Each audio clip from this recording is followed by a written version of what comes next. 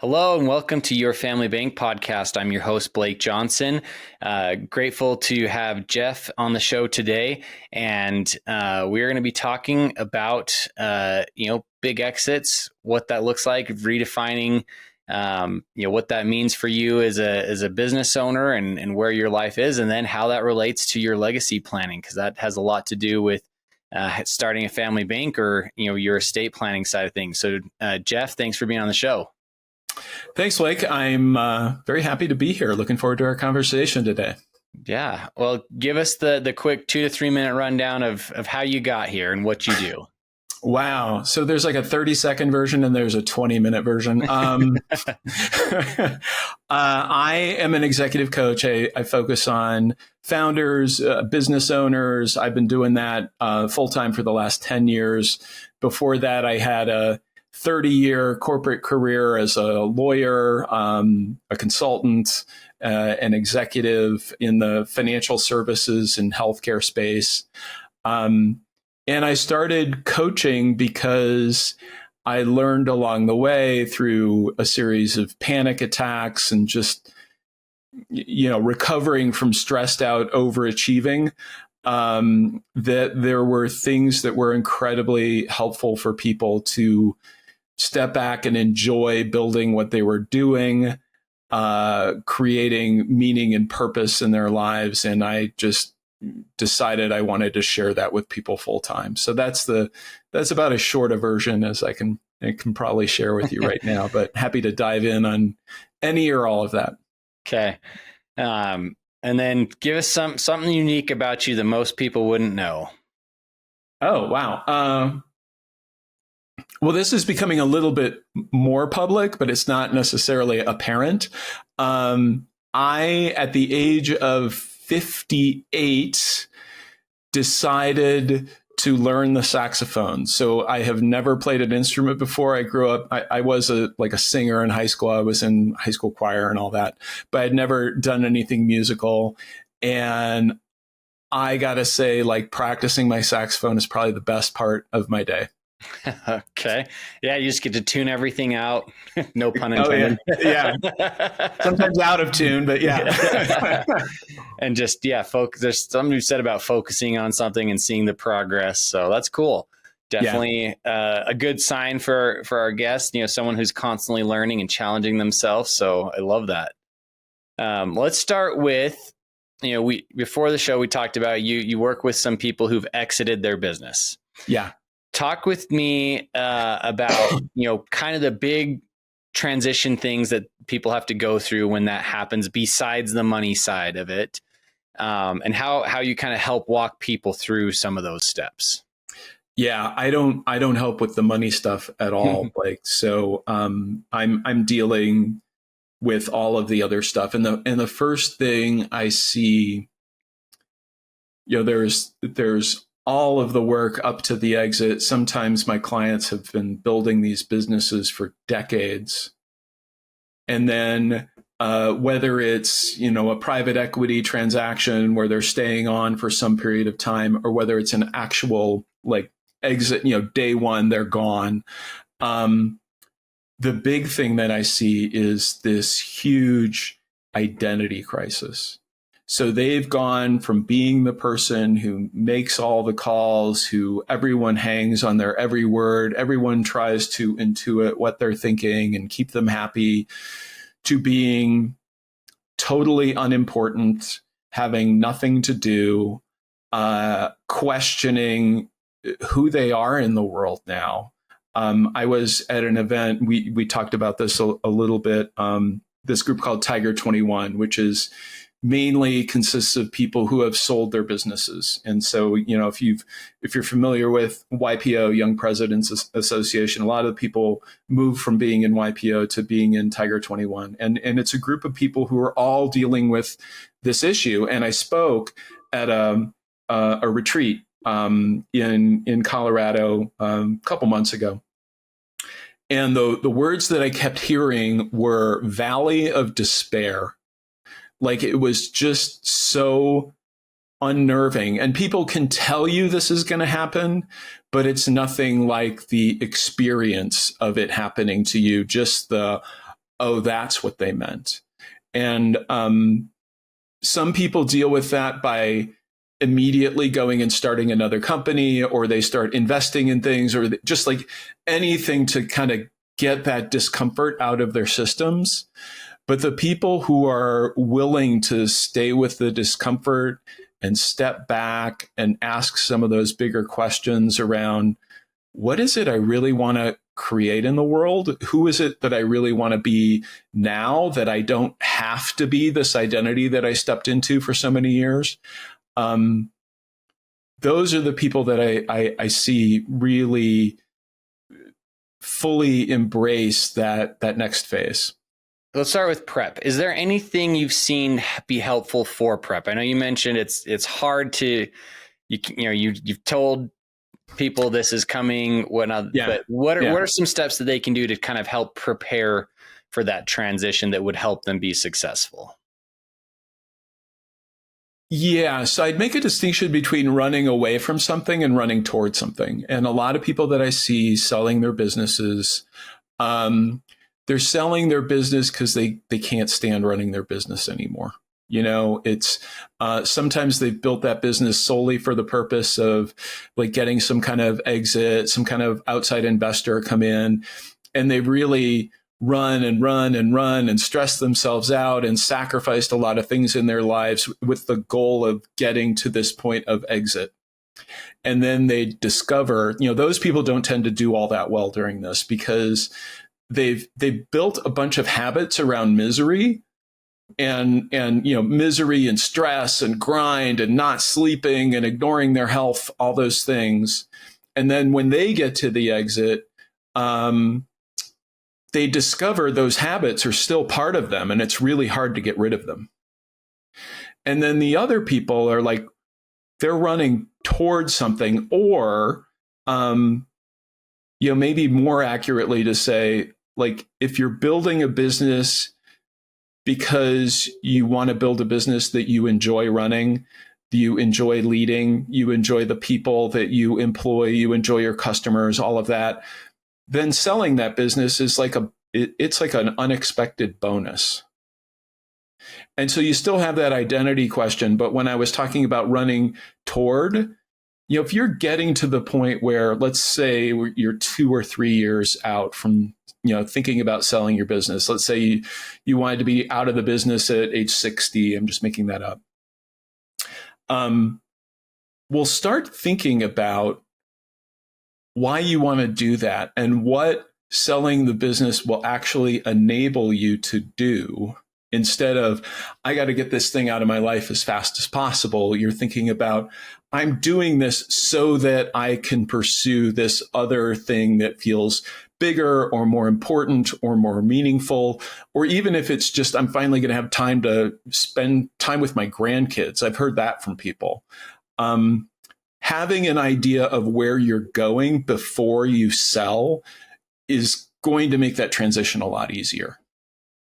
Yeah, it makes me think of, all the stories about retirees who, as soon as they retire and they don't have a purpose or anything aligned behind it, they die within a few years. Especially true of service members, police officers, firefighters, that kind of stuff, because they don't have any purpose driving. There is also no engagement mentally, physical engagement, all those things. And so they just slowly deteriorate. And I would be interested to see, I don't know if there's any stats out on this, but like for a business transition, if they sit back and do nothing, if it would be the same thing. I imagine it would be. I would guess. Yeah. I would guess that it would be. I really think our whole lives, I'm not going to speak for all humanity. I feel like I'm built this way, where it's like, I am always looking for another challenge. It sounds weird to say that I'm wired for struggle, because that makes it sound like the struggle is unpleasant, but it's like really engaging. It's like, oh, I want to take what I do with my one-on-one clients and turn it into a keynote speech that I can give, or, oh, I want to offer a group program, or, oh, I want to write a book. It's like, there's always these things that are like, oh yeah, that's the next thing. Cool. I get to learn something new. And even though it feels like in some ways you never quite get there. I don't know that I want to get there. I've had a few times in my life where I felt like I got there and I was bored. I got depressed. So I do think that having that sense of like, what's the next thing to engage you can like pull you forward through this. Yeah. One of our most recent guests is Jill Schulman, and she studies the psychology of happiness. And her whole premise is that we actually need the challenge and struggles to actually be happy. Right. And so it's interesting to see that coming in on another episode. It's like you're happiest when you're unhappy. It's like this paradox. It's weird. Yeah. I mean, it's learning to embrace those hard things, because it's the counter balance of it, of like the struggle is what makes you feel accomplished, makes you feel happy, versus if everything is easy, you don't know the pain. So the joy is not that great. You have to have that balance and opposite effect. And we can choose our hard. We can either choose to be sedentary and lazy and do nothing, and then we have all the health effects that come with it, and that's our hard. Right. Or we can choose to slowly provide discomfort and struggle, and then the happiness is what comes on the other side of it. You know, it's funny, going back to that event that I was talking about a couple months ago, I got a chance to spend time with a bunch of the founders, and in almost every conversation I had, these are like post-exit people, and you'd ask them about like what they really wanted, and they would say almost to a person, I really miss those early days when we were struggling and we didn't know if we were going to make payroll, and we kept finding a way to do it. And I wish I had appreciated it more at the time. So that brings up an interesting scenario of, okay, now they've made it. Yeah. Their struggle is what made them who they are.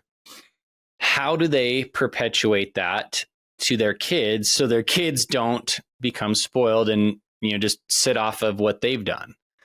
I think that's the next conversation that's really hard for them to understand.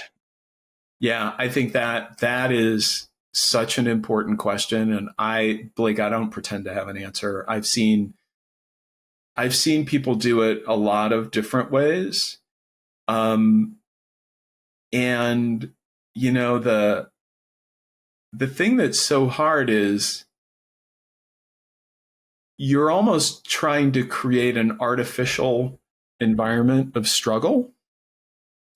Like there is no way, I grew up in a lower middle class family. Neither of my parents graduated from college. I was the first generation in my family to go to college, first one in my extended family to graduate from law school. My kids will not feel that. And I don't have that kind of, exit money. I certainly don't have that kind of financial freedom, but I still see them do some things that feel really entitled to me, do some things that like, you don't know what it's like to like actually struggle. And I don't know what to do about that.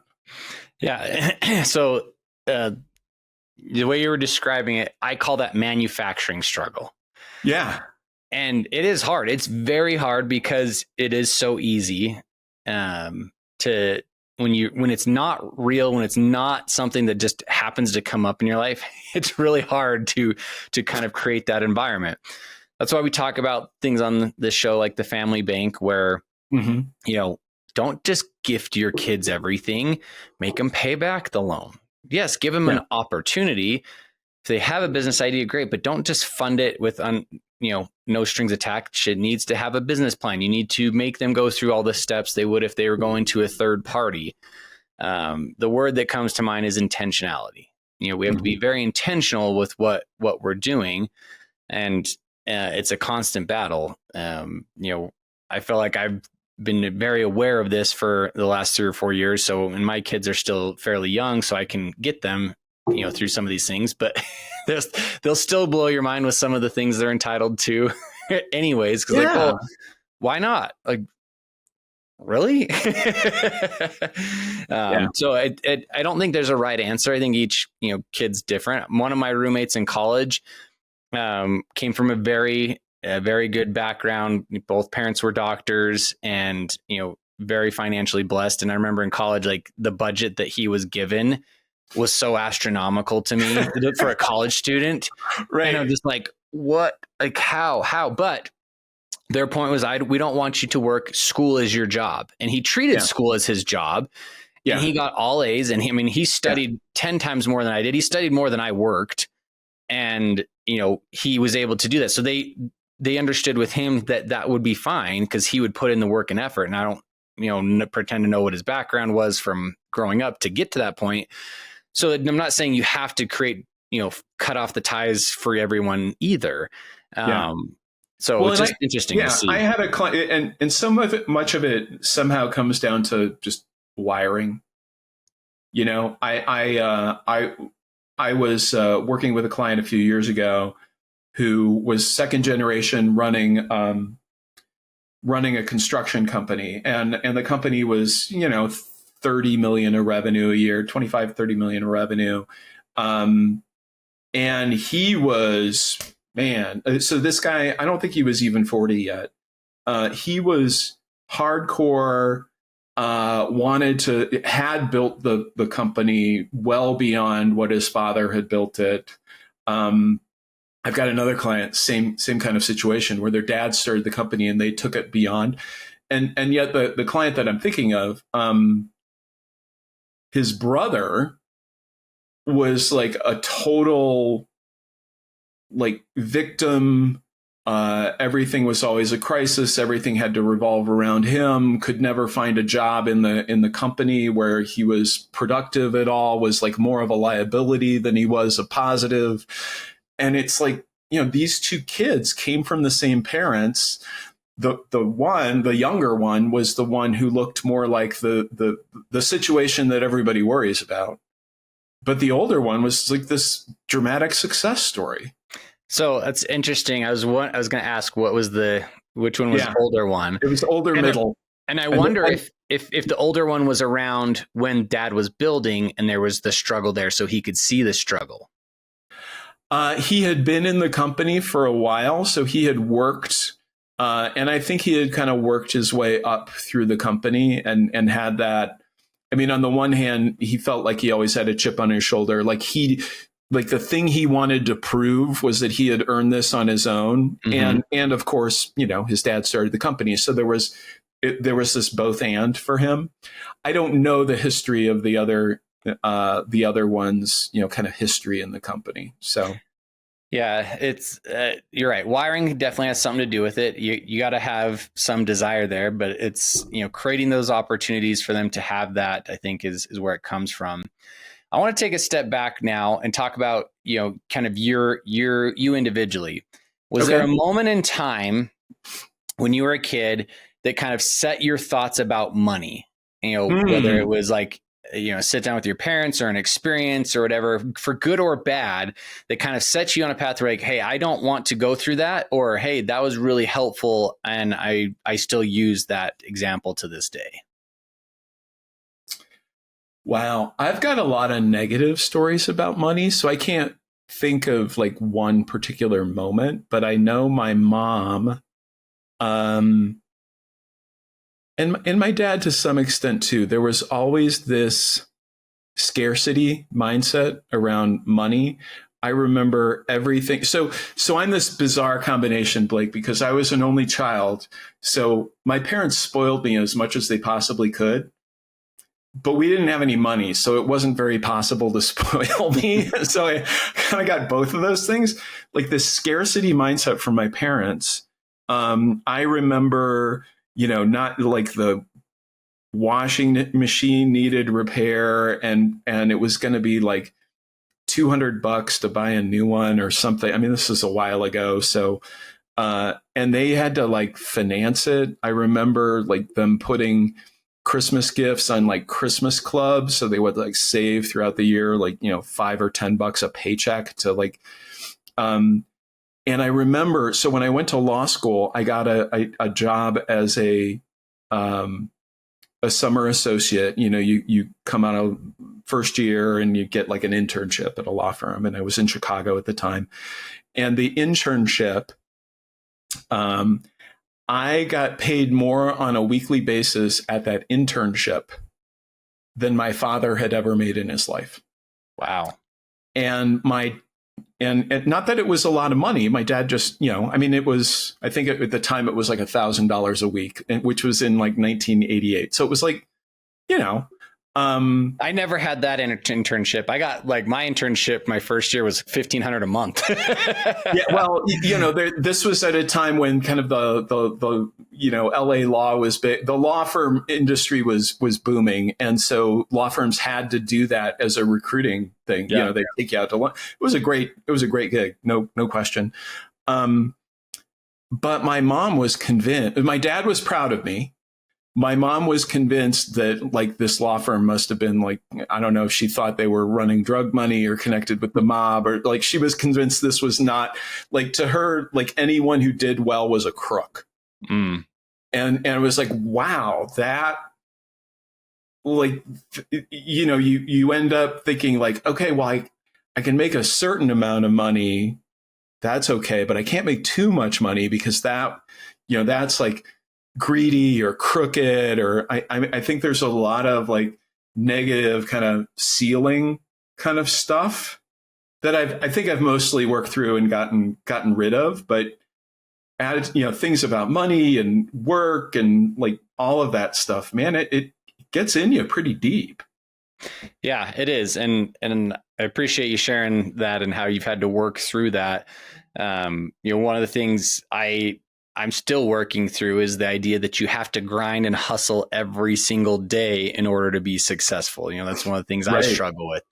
And it's like, it doesn't have to be that way. You can be successful without having to, put everything on the line and, let other things go by the wayside. But that's one of a cultural thing that we've heard for forever. Is like, if you're not working hard, well, then you don't deserve to be successful. Right. Well, one of the things that my dad always said was, well, there's a reason they call it work. Like it had to be, if it wasn't unpleasant, you probably weren't working hard enough. Yeah.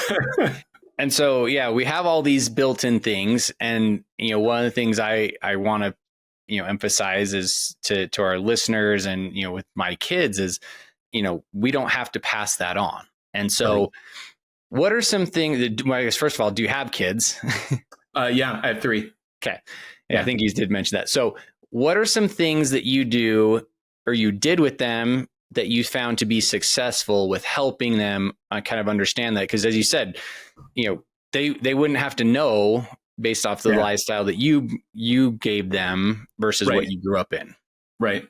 Well, so I have 3 only children. And what I mean by that is my wife had a son when we met.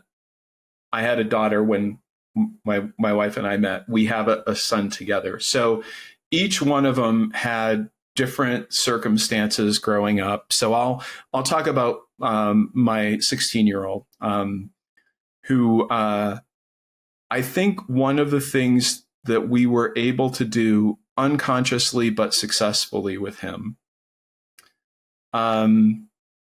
is that my wife and I are both self-employed and have been for more than half of my son's life.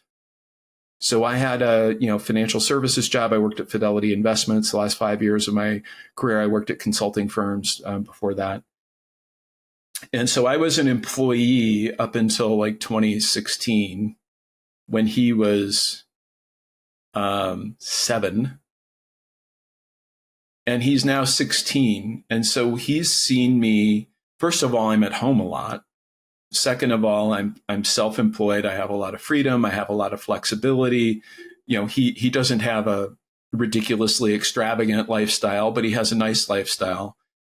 And I see that entrepreneurial spirit in him that I'm just, from one perspective, he is wildly unrealistic.